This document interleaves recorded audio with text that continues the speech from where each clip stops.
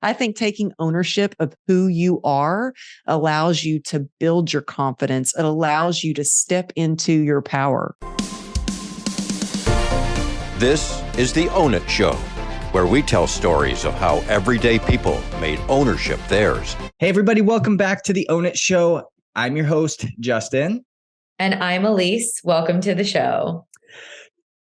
And if you've been following on the last couple weeks, we've really been leaning heavily into these mindset shifts that can occur and how things in our life often happen for us and not to us. And I know that's like this old cliche saying that, everything can happen for you and it's not happening to you, and just deal with it and just keep moving on. But truly, when you absorb that mindset, when you lean into that area of your life and you truly own that concept, your life can transform and your life can ultimately be transcended into something that you didn't even understand was available to you. But yet at the end of the day, whatever that we can perceive, whatever we can dream up, it's not only available to you, but it is more likely to happen than not. And that is the scary part about it, is we just have to take that first step and lean in.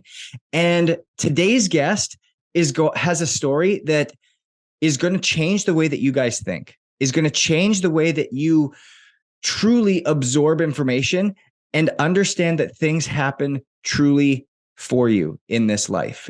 And the way that we handle them is ultimately what determines the results in which we get. And so, Amberly, it is such a pleasure to have you on the Own It Show. And thank you so much for spending time to really pour into our audience. Oh, Justin, Elise, you guys, thank you so much for having me. I love your show and I just feel honored to be here. So thank you. Amberly, I want you to kind of dive in a little bit, because and listeners, if you guys haven't gone to her website, if you haven't gone to her Instagram, if you're not following her on social, if you're not following her podcast, The True Grit and Grace Show, you have to start seeing some of her content, because she is so authentic and leans into these concepts in such a deep way and provides such a great mindset shift for you. But she also embodies it in her story. And that story is ultimately what has allowed her to then connect and relate to people in a deep, deep way to ultimately transfer her experience to people without them having to go through it as well, and know that it's available to them. So Amberly, with knowing that, with everybody kind of taking a look at what you have, from the speaking work that you do, to the workshops that you do, to the mastermind that you do, to the books you produce, to the podcast that you have, to your time in the media and the press and everything else that you're involved in, which is, it's mind-boggling. You're everywhere. It wasn't always like that. That wasn't always the life that you were living and that you were, and the hand that you were dealt, but rather that was what you chose to do with that. And so I'd love us to go back to life pre-event, and I'll get to that in a second, and then life post-event.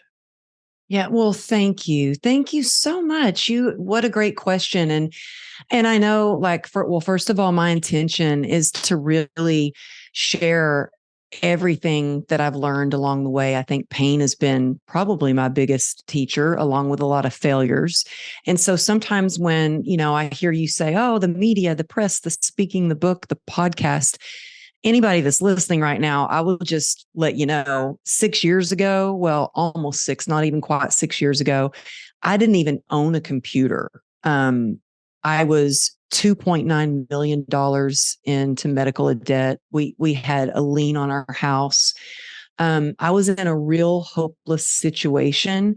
I had this successful business in the fitness industry. I had a company. I employed several trainers. I used to teach. I had a trainer certification preparation course where I helped trainers get certified, doing fitness videos sponsored by Nike, and had a success in the health and wellness business for years. And it all changed when I had this horrific accident. And so when I heard you say, sometimes it's hard to imagine that things are happening for us, I was in a place where I had that victim mentality where, like, how did a good girl like me end up here drinking every day? I had survived this near-death accident, 34 surgeries to save my leg from amputation, then had this nerve disease called complex regional pain syndrome I was diagnosed with, which there's supposedly no known cure, and was trying all these different medications. None of them were working. None of the procedures were working. I was on 73 homeopathic pills a day, along with 11 prescription medications. When nothing was working, I was like, well, screw it. I'm just going to drink. And that seemed to not only numb the physical pain, the nerve pain a bit, but it also helped me stuff down the feelings of feeling worthless, of feeling broken, of all the shame, of all the hate that I had for myself and the way that I looked, and how mad I was at my body that my leg didn't work properly, that it was giving me so much pain. And it wasn't until I took full ownership of where I was in my life and like, okay, well, these are the cards I've been dealt. It's up to me to make the best of my life. Was I able to take radical accountability, have awareness for where I was, and start to take action steps to make my life the best that it could be? And I think that you can have challenges and you can have some pain. I mean, we all have pain, whether it's physical or emotional, but we can also choose to build upon the joy. And, I was told by a doctor when I was diagnosed with this disease that I would never walk again, that I'd be wheelchair bound forever, that I would never work again. And I was like, that's just not the vision that I have for me. Like, there's nothing wrong with being in a wheelchair. My little brother's been in a wheelchair his whole life, but that's just not the vision I had for myself. I wanted to get back to working out. I wanted to be able to chase after my kids. And so it wasn't until I really started taking a look at the things that I was doing that were not working for me, the bad habits that I could change. And one day at a time, one step at a time, got sober, decided I wanted to write a book to share my experience so I could turn some pain into purpose and hopefully inspire and empower other people to climb out of the darkness, to get up again, and really chose to build upon my grit, really lean into that. Did my life start to get better? And so I think that when we do choose to take a good, hard look at our life and ourselves, which isn't always so easy, that we can decide that we want to have a better life, but it's ultimately up to us to make that decision to decide. And then every day, do one thing, even it's one small step forward or in the right direction to make our lives better. So I just wanted to share that because I want people to know that, sometimes when you look on social media, it all looks glamorous or it's a highlight reel or it looks easy. And, I'm still learning as I go and I love to learn, but I've dove into self-development and had therapy and hours of excruciating physical therapy too. And then I had a strong enough why I wanted to make my life better. My kids were a big inspiration for that. And I think that when you start asking yourself the right questions, like it gets you out of that victim mentality. And so instead of saying, why is this happening to me? I'm like, well, why do I choose to move forward? And I thought, well, it's because I want to be an example of resilience for my children and for others. And little by little, I've been able to get back up again, learn from failures. And now it's amazing to me sometimes that I'm like, oh my gosh, we're on a podcast. We're connecting on Zoom when I didn't own a computer 5 years ago. First off, Amberly, thank you so much for sharing part of your story with us because it is such an inspirational one. And there's so many people in their lives who go through tragedy or setbacks who fully succumb to that, and it swallows them whole and it becomes a part of their identity and who they are. But you didn't let that happen to you. And you talked about this moment where you made a decision. Mm-hmm. It was a mental decision that you made to take ownership of your life and to change your circumstances. Tell us about that moment. Can you dive into that more and talk about how you really decided to do a complete 180 in what you wanted your life to look like? Well, I had help with that because sometimes I think we can get in our own way, and I was so stubborn and I was so set on, I wanted my life the way it was. I kept trying to go back to what I was doing, which closed me off from all these opportunities that, were possible for me. And I could not get out of pain. And so I had this big idea. I was like, I'm going to go to the doctor and just tell him he needs to amputate my leg. And so I went into Dr. Wiss and I said, hey, I appreciate you doing all the 34 surgeries to save my leg. I was like, but I'm in too much pain. I need you to go ahead and amputate so I can just get back to what I was doing. I want my life back. And he did something that completely changed everything for me. And I think that sometimes we need others to help shift our perspective, and also others to believe in us when we don't believe in ourselves, and to love us until we can love ourselves. I needed all of that. And so he sat in front of me and he took my leg and he put it in his lap. And usually, they'll put your leg on the table or examine you, like lay on the table. And he just sat in front of me and put my deformed, scarred up, a leg that I called disgusting, ugly, put it in his lap. And my first thought was, wow, I can't believe he's putting my leg on his nice white coat. And he looked at it like it was a masterpiece.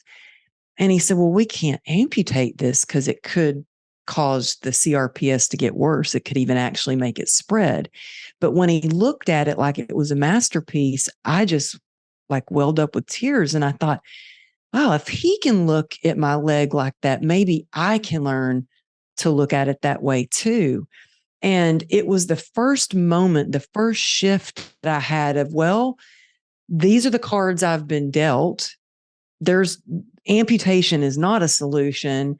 It's up to me to play the hell out of these cards. And so from that day on, I just started to be willing to try. I was just willing to look at things differently. And I started practicing gratitude. And instead of looking down at my leg as ugly and disgusting, I would look down and go, oh my goodness, it's amazing how the human spirit is so powerful and how the body can heal. And I was grateful that my leg allowed me to stand on my own 2 feet, and that I had my leg and that it didn't have any infections, and I was healing the way and I started to be just so grateful.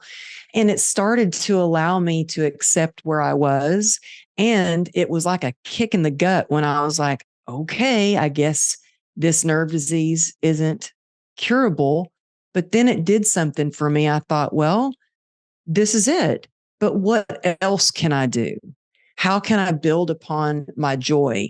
And that's when I started to really work on my mindset. I started really focusing on optimal health. And, before we started recording, I was like, oh yeah, right here on my desk, I've got the saliva hormone test kit. I've got the test tubes to take blood. And it's like, what can I do every single day to improve my mental state, my emotional state, my health? And I think it's not just one thing that we have to improve upon. It is everything from mind, body, and spirit. And so every day I started a morning, I like to call ritual, not routine. Routine's kind of mundane and kind of boring. And so I think a ritual, time to myself, where I set my intention for the day. I practice gratitude. I have a group of ladies. I just got off of a Zoom call with one of them. We call each other the God Squad, and we send each other our gratitude list every day, which helps us stay accountable to stay in that mindset of gratitude. And it's one thing to practice gratitude, but when you can share it, when you can see what other people are grateful for, it also shifts your perspective. I read out of either a self-development book or a spiritual book, and I move my body because it moves my mood. Today, I only had 20 minutes, and I could have been like, oh, I only have 20 minutes. I'm going to skip my workout. And I was like, no, 20 minutes is better than nothing. I'm going to get in the gym and I'm going to kill it. I'm going to superset everything. The moment I got in the gym, I didn't feel like it. I wasn't motivated to do it, but I thought about why I needed to do it. And it's because it moves my mood. It releases endorphins that combat pain. I'm a nicer mom and wife when I work out. It relieves anxiety. It helps me to not be depressed. And so all these things might seem like a lot to shift your perspective or make your life better, but I tried it the other way and it didn't work. So all these things I do to help me stay in a positive mindset, to help me stay healthy, is a heck of a lot better than a life of misery. So that's why I do all these things. No, it's exactly right. And I think you mentioned something, you mentioned a couple of things there. It's this thought process of routine. And if you look at the deep behavioral science of routines, you're like, they're very mundane, they're tough to get into. And people are always like, I need to start a new routine. Well, they don't realize that when you're actually trying to create behavior change, routine exists at the bottom floor. It's routine, rhythm, ritual, instinct. And so there's actually four levels in creating new behavior change and behavior habits. I didn't know that. Say that again. It's routine, rhythm, ritual, and instinct. Yeah. So it starts as a routine, right? We want to start something new. We want to get into something. We want to add it to whatever it is that we're that we're engaging in our lifestyle. From there, we start to get into a rhythm. It starts to, okay, I'm getting this. I'm getting the hang of this. I'm able to adjust. I'm able to go and fly somewhere, and I'm still able to keep that rhythm or that routine going. So that's stage 2. Ritual is what you're talking about now. It's something you look forward to. It's something you're able to, you don't have to be motivated to go do it, but it's a ritual that engages your life. And then 4 is it becomes instinct. It's something that you can't do. And if you do skip it that day, it's not going to completely leave your system. It's not something that's going to fall off once and then fall off for 5 weeks. It'll fall off once and you get back on the horse the next day with whatever it may be. We think about instincts that we have in our life, brushing our teeth or taking a shower after we work out or whatever it may be. It's just instinctual. We don't have to be told to do it. And so every behavior that we have goes through those same 4 stages. I love that. In which we can get there. I love that. And you know what? In programs, so I'm in a 12-step program and we talk about having like smart feet. So we don't even think about I get up in the morning and I know right away I'm going to go drink my bottle of water with my gut health supplement. I put on my gym clothes because I know I'm going to go work out either in the morning or sometime during the day. And so it's just instinctual that, I'm going to do these things. And, when I've been traveling a lot, I just got back from a couple of trips. And the first thing I do is like, okay, where's the gym at the hotel? Like I take all my supplements with me. I know even if it's a day that I'm speaking on stage, I know that if I go work out before, I'm going to be more energized, and I'm probably going to meet people that I'm supposed to meet by just divine connection. I don't know, in the gym. That happened this last time that I was speaking at an event. I met 2 people that it was like, oh my gosh, I've always wanted to meet you. Well, they have instinctually, they're like, I'm going to go work out. They've got these healthy habits set in place. So I think when you're in alignment like that, you also meet the right people. Totally. 100%. It goes back to what I've got written right here is it connects you to the purpose. And so often we hear about these routines or morning routines or habits that we should engage in, but they just turn into a laundry list. They turn into this checklist. They're like, oh, well, person A does this, so I have to do this. And it's something that all of a sudden we feel obligated to do, not because it's something that connects us to that deeper purpose. It connects us to God. It connects us to that center that holds us tight, that clears our mind, that puts us in the right places at the right time. But rather we're just checking this checklist off. And it's like, oh my gosh, I've got to go to the gym. Oh my gosh, I've got to drink this. Oh my gosh, I've got to do this meditation, this journaling, this.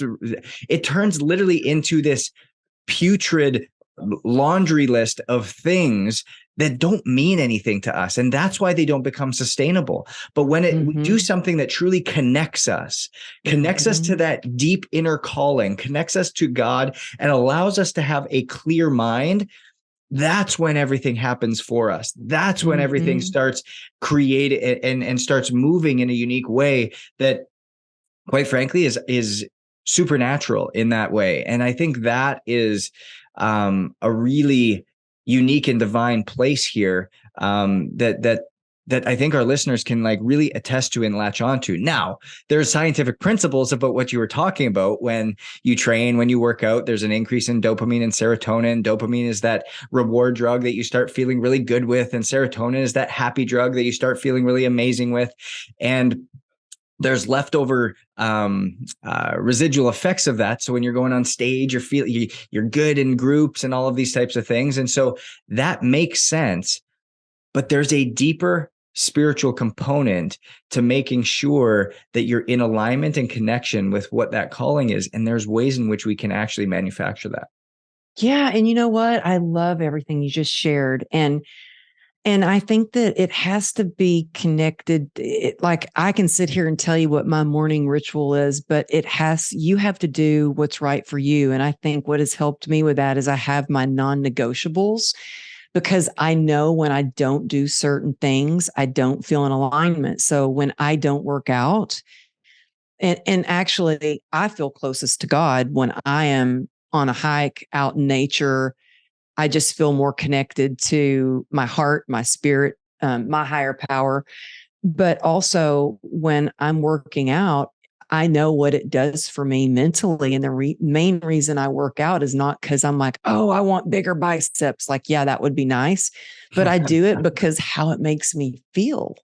And so I think it's important to really pay attention to what is working for you, what makes you feel better mentally, spiritually, physically, and stick to those things. Like I didn't get to work out for 2 days. It was just like I got back in town and it's been back to back with Zoom sessions. And last night I could tell I was not as nice driving through traffic.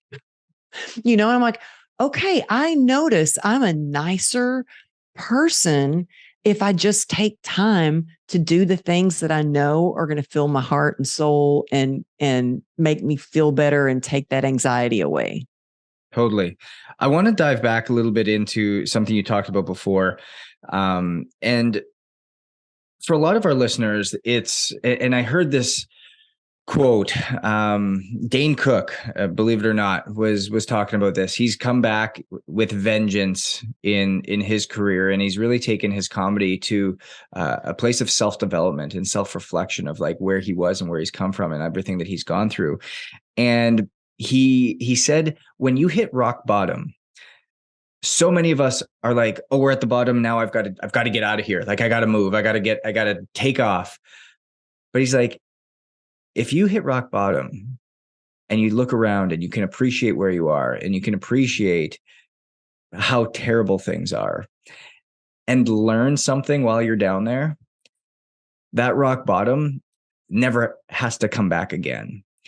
And so many times we bounce from rock bottom to a little bit higher and back to rock bottom and a little bit higher and back to rock bottom and a little bit higher. And I'd love to kind of know, in your experience through this, where was your rock bottom and how were you able to catapult yourself to the moment of action that ultimately started to yield the results that you were looking for? Such a good question. My rock bottom, a lot of people might think, would have been when I got hit by this SUV while riding my motorcycle and I was in the hospital, not knowing whether or not they were going to amputate my leg or not. That was not my rock bottom. My rock bottom was I got out, I was recovering, I was pushing hard. I was all about the grit, just like push through the pain, stuff down the pain. I was so out of touch with the signals that the pain was trying to tell me. And I had this back pain. And I remember going to the gym and asking one of the other trainers, I was like, hey, do you have some Bengay I can put on my back so I can work out? And I remember thinking, well, I'm kind of glad my back hurts because it's making my leg feel better and I don't have to walk with a limp. That's how bad my back was hurting. the next day I was on my way to go give a motivational talk, and I was feeling worse. I was feeling like death. My back hurt really bad. Later that night, I got home and I was like, I think I need to make an appointment with the doctor. The next morning, I was going to go to the doctor, and I started convulsing uncontrollably, shaking. And I had to call for my husband. And he called a family friend that was a doctor, and he said, I think she's gone septic. You need to get her to the ER right away. I go to the ER, and I told the ER guy, I said, hey, I might have a kidney infection. My back has been hurting. I said, and he comes back. They took blood, took urine. That comes back, and he crossed his arms, and he goes, oh my gosh, you don't look like you should be here. He goes, you look healthy. He goes, but you're septic. He said, I've got to put you in ICU. And I was like, I don't want to go to ICU. And the nurse goes, well, why? And I said, I won't be able to see my kids. And they said, you're going to die if we don't get you in right now. So they admitted me into the hospital right then and there. Then the rest was kind of fuzzy. I was in ICU for 3 days, and I had 2 different doctors that came in and said, if you would have waited one more day, you would have been dead. I was to the point where I was trying to stuff down the pain so much. I was drinking every day to try to just self-medicate. My liver enzymes were elevated 300 times the level that they should have been. My kidneys were failing. And I thought, I survived this horrific accident only to slowly be killing myself with alcohol.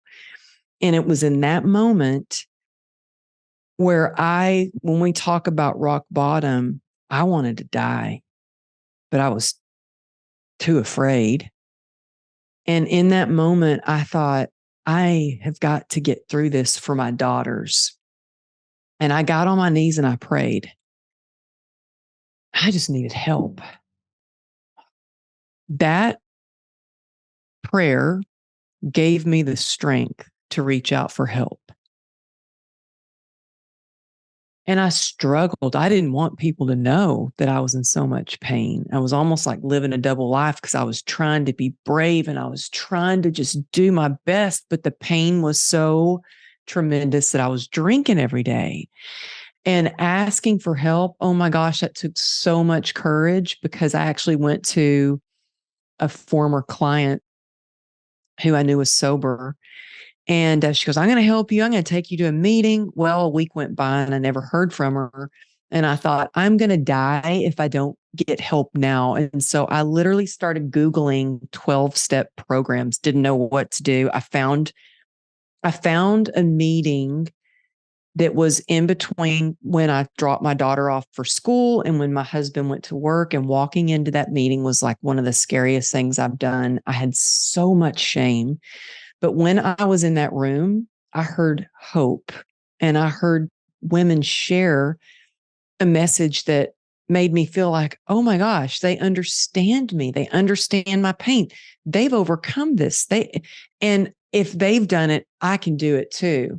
And I just kept going back, and I was just willing to try. And so I think that if anything out of anything I've shared today, the most important thing was to any transformation is to start with radical acceptance for what's going on in your life, and then asking for help. Because, you might think, oh, well, they don't understand what I'm going through, but I guarantee you there's somebody out there going through something similar. So I would say any kind of transformation is, you don't have to do it alone. You're never alone. And so for me, I knew God has been on my side the whole time, just waiting for me to ask for help. And I sometimes need to be reminded of that now. But I couldn't do everything I do without a community help keeping me accountable. People that have helped me every step of the way. So I think it's really important, community, that aspect of it. I mean, look, I'm a coach and I have a coach. I'm invested in a mastermind and I have my own mastermind. I'm a sponsor and I have a sponsee. I think it's important to know that you don't have to do it alone. Those are amazing, amazing words to live by and to just share with our audience. And as I'm sitting here listening to your story, I'm reflecting on how likely when you got into your accident, that probably felt like the ultimate low of your life. But the reality is it was the journey and the process that came after, and the struggle that you went through. What I'm super curious to hear about, Amberly, is how does that, what you went through, the journey you went through, how does that help you on a daily basis today to allow you to continue to develop into the person you're meant to be? I think that it's important for any time, well, all the time, actually, not just if you're going through a struggle, but to have purpose.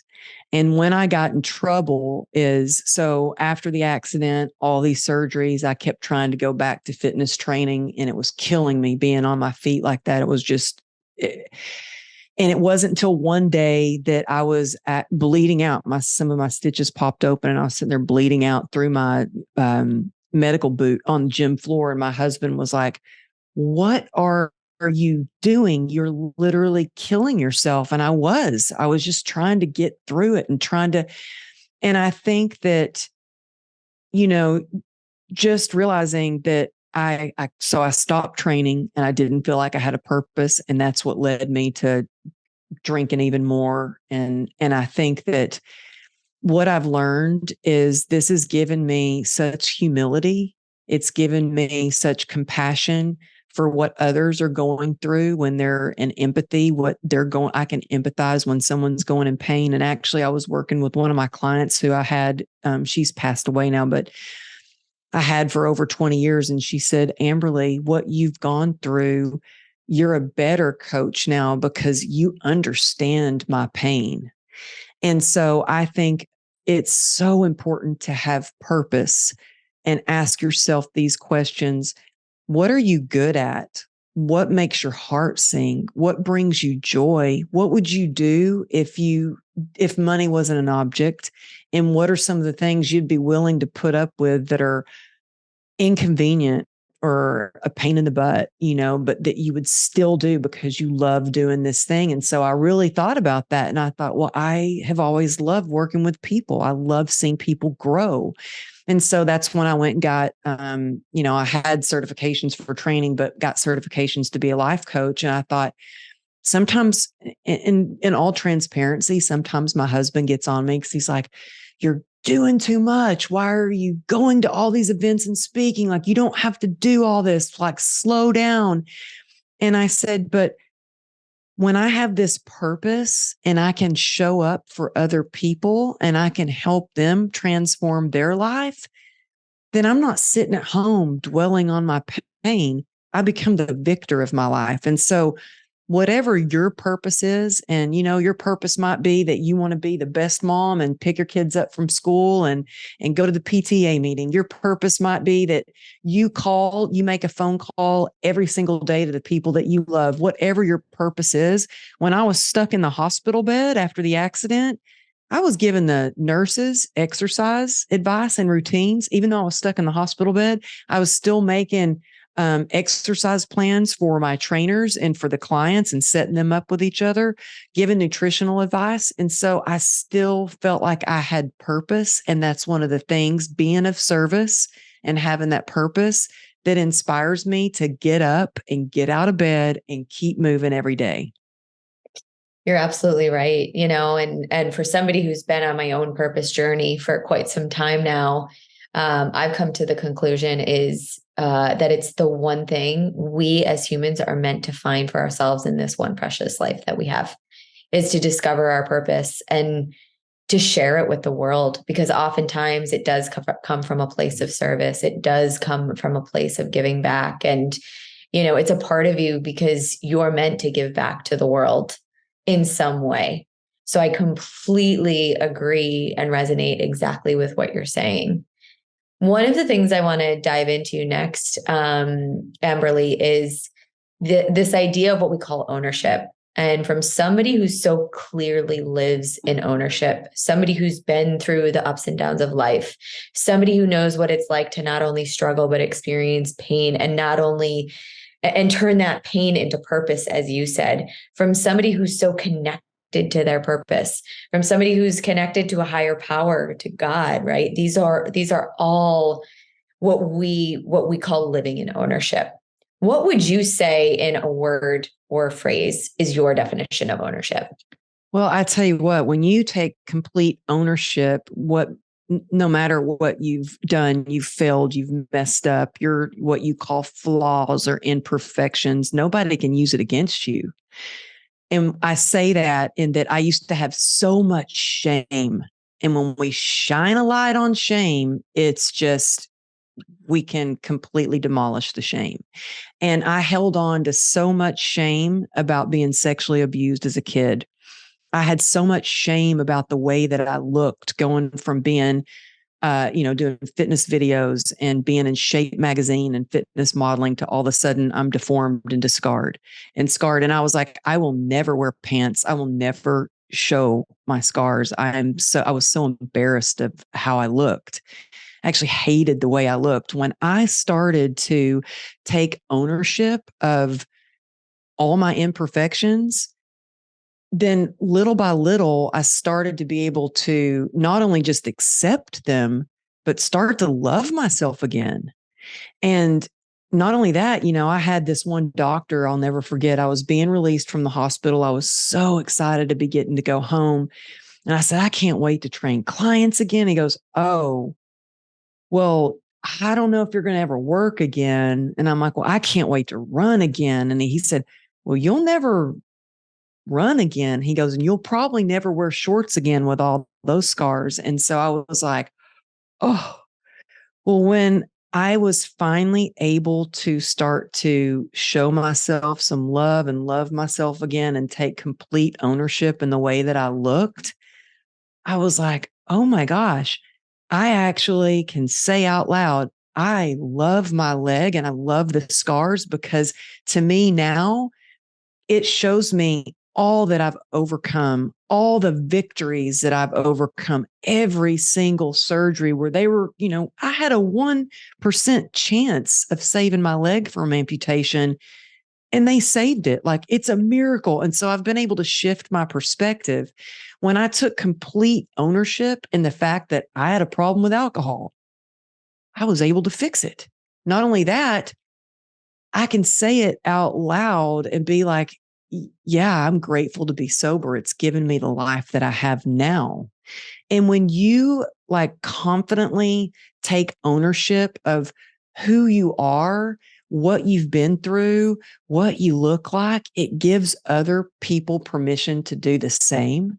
And I can't tell you how many people have reached out to me and said, oh my gosh, I had somebody at the gym today come up to me, because I sometimes will wear shorts, but today I was wearing pants and I wear boots to work out because my ankle's fused.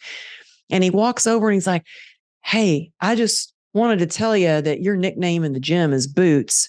I think it's kind of crazy you wear boots in the gym, but your scars are pretty crazy too, but you look really tough. We also have been calling you Sarah Connors from Terminator. And I was like, I just laughed, but because I take complete ownership and hey, I have to wear boots to work out in, but my ankle's fused and it allows me to still work out. It's like, he didn't feel sorry for me. He didn't put pity on me. Instead, I got the nickname of Sarah Connors, And so I think taking ownership of who you are allows you to build your confidence. It allows you to step into your power. I love that. Ownership allows you to step into your power. It's outstanding. It's really, really powerful. Amberly, where can people find you? Where can they go and engage in more of your content and your messaging and just what you're all about? Oh, well, thank you. You can find everything at amberlylago.com. My book, True Grit and Grace, my podcast, True Grit and Grace, my mastermind, the Unstoppable Life Mastermind, because I feel like we can all be unstoppable and have unstoppable success. And Instagram is Amberly Lago Motivation. That's where I hang out the most. And you can see some of the behind the scenes shenanigans. And I think that's how we connected too. That and Mr. Dustin LaChance, you and I are talking on his stage coming up here in January. So I know. You know what? He's not messaged me back because I'm like, I don't know when I'm speaking, but I don't have it down for January. So I'm so glad you said that. I've got to reach out to him. Oh, well, Dustin, when you listen to this, because you were just on, make sure that you reach back to Amberly. Dustin, yes. Oh my gosh. I had emailed him and I know he's a busy man. And I hope, well, we'll see. January. What date is that? I don't know. I think it's the 24th or something. Oh, yeah. I won't be able to do that. I'm speaking at another event. Oh, boy. I know. But he's got 4 masterminds coming up. Yeah, it's like once every couple quarters or something. So yeah. I'm already booked out to speak at an event with John Maxwell, Ed Milet, Randy Garn, Gary Brecka. Do you know any of them? Oh yeah, majority of them. Yeah, they're amazing. They're so much fun. So yeah, I'm doing that, and then I hope I get to meet you in person soon. Yes, I would love it. But I just want to thank you for your, just having me on your show and your incredible questions. And you guys are amazing, such an amazing team that you are on the podcast. I would love if my husband did the podcast with me. It only took me 100 episodes of my podcast before I could get him on my show. Oh, well, we'll have to chat with you here in a second after I wrap this up to a little couples collective that we've got going on. I've got to talk. I think you'll love it. So guys, as you go forward, we all have these journeys that put us in this potential rock bottom. And when we're there, it can be something that just seems so insurmountable to overcome.